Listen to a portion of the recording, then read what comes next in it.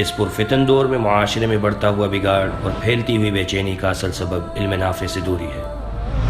ایسا علم نافع کہ جو دنیا کے اطمینان اور آخرت کی راحت کا ذریعہ ہو، ایسا علم نافع کہ جو اس پرفتن دور کے فتنوں سے حفاظت کے لیے بہترین ڈھال ہو۔ لہٰذا آئیے اس علم سے اپنا تعلق جوڑیے۔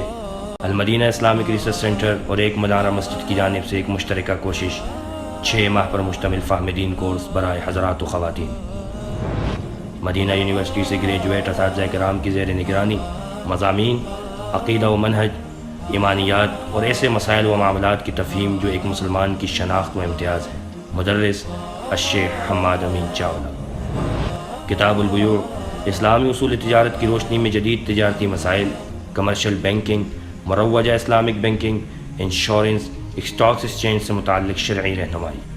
مدرس الشیخ عثمان صفدر۔